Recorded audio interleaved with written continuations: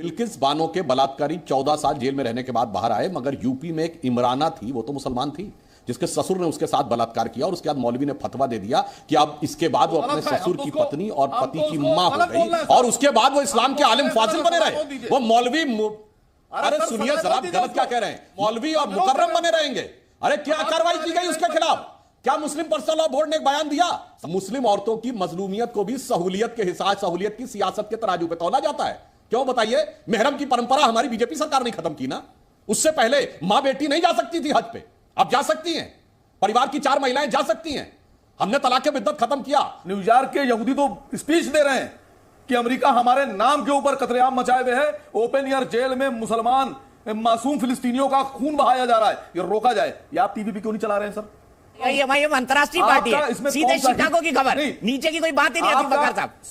Sir सीधा Chicago की जानकारी। अरे मिस्र की ले लीजिए ना, वो क्यों बॉर्डर नहीं खोल रहे फिलिस्तीन के लोगों के लिए? शिकागो की बात मत करिए। इजराइल से हम डिफेंस की टेक्नोलॉजी में मदद लेते हैं, सर्विलेंस की टेक्नोलॉजी में मदद लेते हैं। एग्रीकल्चर में इजराइल ने क्या अटेन किया है, इसके लिए अगर आप सैटेलाइट की पिक्चर दिन में देखें ना उस मिडिल ईस्ट की, तो केवल इजराइल हरा भरा दिखता है और अगल बगल का इजिप्ट से लेके, जॉर्डन से लेके, सीरिया से लेके सब रेगिस्तान दिखता है। ये उनकी टेक्नोलॉजिकल सुपीरियरिटी है, तो हम मानते हैं हमें उनसे थोड़ी जरूरत है, इसलिए हम बात करते हैं। मैं पूछना चाहता हूं, आपका फिलिस्तीन से क्या लेना देना भाई? मतलब मियां खान खा लेना एक ना देना दो, उनके लिए भिड़े पड़े।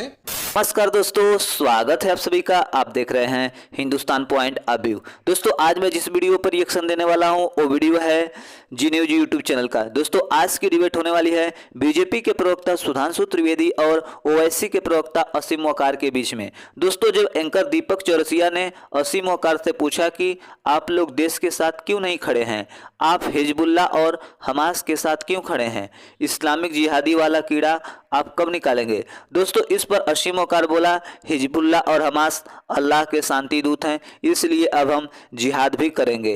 तभी सुधांशु त्रिवेदी ने इस सुअर की औकात ठिकाने लगा दी। दोस्तों यदि आप चैनल पर नए हैं या चैनल को अभी तक सब्सक्राइब नहीं किया है तो प्लीज़ चैनल को सब्सक्राइब किए बिना मत जाइएगा। तो चलिए हम लोग मेन वीडियो को स्टार्ट करते हैं। आखिरी बात से शुरू करता हूं।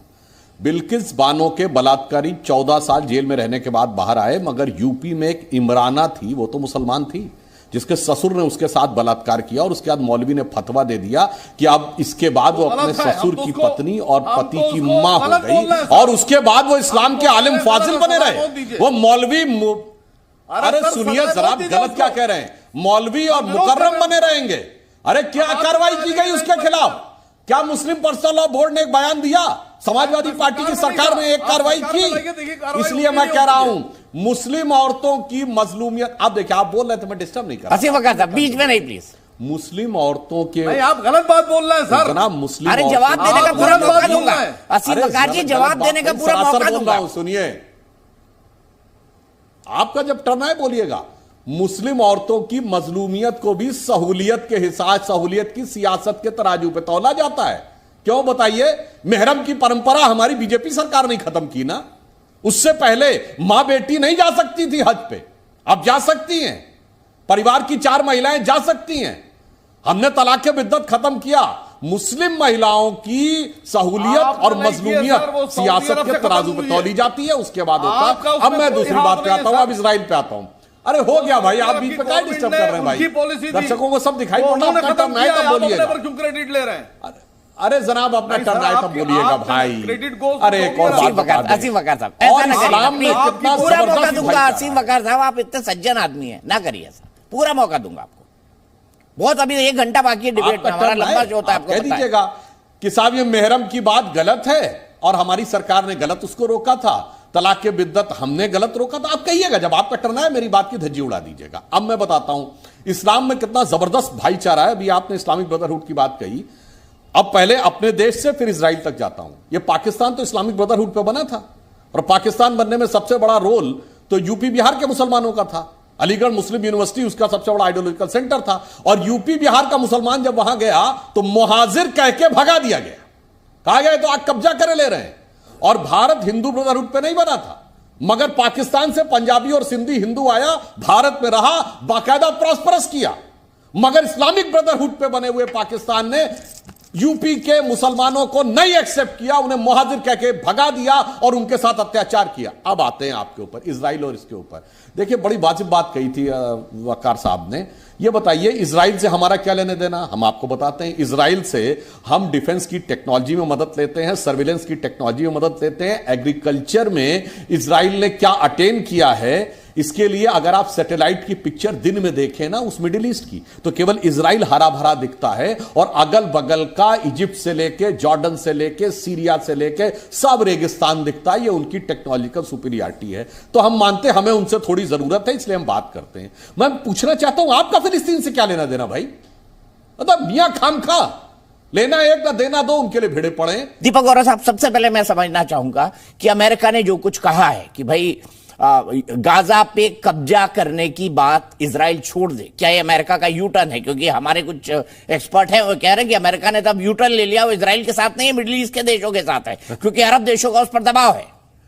आभारी हूं साहब, बहुत अच्छा लगता है जब आपके साथ होता हूं, आपसे सीखने को मिलता है और बाकी आपके पैनल में जो है उनके साथ भी। देखिए, एक बयान दिया था सर जो बाइडेन ने, और एंटनी ब्लिंकन जिनको मैं जानता हूं, उन्होंने भी यही कहा है कि जब तक अमेरिका है तब तक इजराइल रहेगा। वो सिर्फ ये कह रहे हैं, पब्लिक प्रेशर बहुत पड़ रहा है कि गाजा स्ट्रिप को आप लोग अभी वहां पर अपनी हुकूमत मत जमाएं, हल्के हल्के करिए, पहले खात्मा करिए। आपका इंटेंशन क्या था? गाजा पे कब्जा करना नहीं था, आपका इंटेंशन था हमास को खत्म करना। वो आप खत्म कर दीजिए, उसके बाद नेक्स्ट स्टेप हम लिया जाएगा। तो कोई चेंज नहीं है उनकी पॉलिसी में, सिर्फ एम्फेसिस का फर्क हो सकता है। दूसरा आपने जिक्र किया, ईरान क्या स्पोक्स पर्सन बन गया है हमास का, जो कह रहा है कि पहले बमबारी बंद करो, यानी बमबारी से बहुत नुकसान हो रहा है। सब बिटवीन द लाइंस तो हमारी ट्रेनिंग होती है पढ़ने की। और तीसरी चीज सर, हमारे जितने मेहमान हैं मैं उनसे सीखना चाहता हूं, ये पैलेस्टाइन के लोग जो हैं, क्या ये अरब लोग हैं? मेरा नहीं मानना है सर, मैं तो रह चुका हूं उस इलाके में। अरब लोग इनको अरब नहीं मानते। ज्यादा शोर मच रहा है नॉन अरब इस्लामिक कंट्रीज में। अरब इजिप्ट का बॉर्डर है, वो नहीं खोल रहे हैं सर। 5 घंटे के लिए कुछ दवाइयां भेज देंगे, ये कर देंगे, कोई लेने को तैयार नहीं है। इनको ये जानते हैं कि बहुत पहले जॉर्डन में 40 साल पहले क्या हुआ था, 67 वॉर के बाद, एटसेट्रा एटसेट्रा। सो इस समय सिचुएशन ये है, इजराइल इज डिटर्मिन्ड कि हमास को खत्म कर देना है। उसके बाद गाजा में किसकी हुकूमत होगी, वो सेकंड स्टेज होगा। ठीक है, मैं सीधे असीम वकार साहब के पास चलता हूं। असीम वकार साहब, आपने दीपक वोरा जी की बात सुनी, आपको क्या लगता है? और आप मुझे बताइए कि आप लोग तो सब उम्मा की बात करते हैं ना, इस्लामिक ब्रदरहुड, तो मिस्र अपने बॉर्डर क्यों नहीं खोल देता? जॉर्डन अपने बॉर्डर क्यों नहीं खोल देता? इजरायली लोग फिलिस्तीनियों को बचा ले भाई, गाजा में हवाई हमले कर रहा है अमेरिका। तो ना देखिए, सीधी सी बात, इजराइल से आपका दीपक चौरसिया साहब कोई ना तो खूनी रिश्ता है ना धार्मिक रिश्ता है, फिर भी आप इजराइल का समर्थन कर रहे हैं। बोरा साहब का भी कोई ब्रदरहुड वाला रिश्ता नहीं है, ना तो वो इजरायली हिंदू हैं, ना बोरा साहब ज्यूज हैं, फिर भी बोरा साहब इजराइल का समर्थन कर रहे हैं।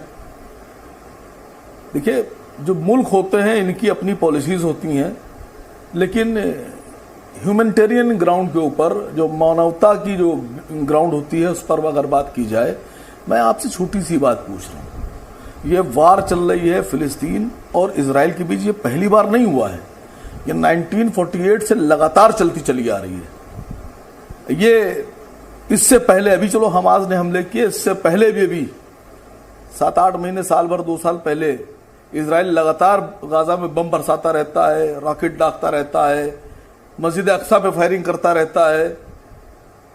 इजराइल ने अवैध कब्जा कर रखा है, ये आप भी जानते हैं, बोरा साहब भी जानते हैं। अच्छा, मुझे एक बात बताइए असीम वकार साहब, क्यों इसको आप लोग नहीं मानते हैं या नहीं कहते हैं, ये मुझे नहीं पता। मैं किसी के साथ नहीं हूं सर, मैं अपने दर्शकों के साथ हूं। मेरे एक सवाल का जवाब दीजिए। ये बताइए, यहूदी धर्म, जूश धर्म, यहूदी धर्म कितना पुराना है? असीम वकार साहब, कहीं पढ़ा है आपने यहूदी धर्म के बारे में, कितना पुराना है? सर ये धर्मों की बहस नहीं है। नहीं, इसी के आधार पर तो उम्मा हुआ ना सर, इस्लामिक ब्रदरहुड तो उसी से हुआ। अब देखिए, मिस्र भी बॉर्डर नहीं खोल रहा, जॉर्डन भी नहीं खोल रहा। अरे सुनिए, असीम वकार साहब, आपकी पार्टी की बात विदेश वाले भी नहीं सुन रहे, देश में तो सुन ही नहीं रहे भाई। इस्लामिक ब्रदरहुड के नाम पे खोल देना चाहिए ना उनको। अरे सुनिए तो सर, अमेरिका में, न्यूयॉर्क में और शिकागो में यहूदी बड़े बड़े हाथ में होल्डिंग्स लेकर और तख्तियां लेकर बाहर निकल आए, और यहूदी कह रहे हैं कि इजराइल यहूदी स्टेट नहीं है, फिलिस्तीनियों को जुल्म किया जा रहा है फिलिस्तीनियों पे। न्यूयॉर्क के यहूदी तो स्पीच दे रहे हैं कि अमेरिका हमारे नाम के ऊपर कत्लेआम मचाए हुए है, ओपन एयर जेल में मुसलमान मासूम फिलिस्तीनियों का खून बहाया जा रहा है, ये रोका जाए। ये आप टीवी पे क्यों नहीं चला रहे हैं सर? ये मैं झूठ तो नहीं बोल रहा हूं। ये अंतरराष्ट्रीय पार्टी है, सीधे शिकागो की खबर, नीचे की कोई बात ही नहीं अजीम वकार साहब। सर सीधे शिकागो की जानकारी। क्यों साहब? अरे मिस्र की ले लीजिए ना, वो क्यों बॉर्डर नहीं खोल रहे फिलिस्तीन के लोगों के लिए? शिकागो की बात मत करिए। और यहूदी तो इस्लाम के सबसे बड़े दुश्मन है ना। यही तो सवाल है। अरे सुनिए तो सर, यही तो सवाल है कि दीपक चौरसिया जो है मिस्र की और इजराइल की तरफदारी कर रहा है, आसिम वकार शिकागो की बात नहीं कर सकते। आप इजराइल की बात कर सकते हैं। अरे साहब आप तो यूनिवर्स की करिए सर, पूरे ब्रह्मांड की करिए, मुझे कोई दिक्कत नहीं है।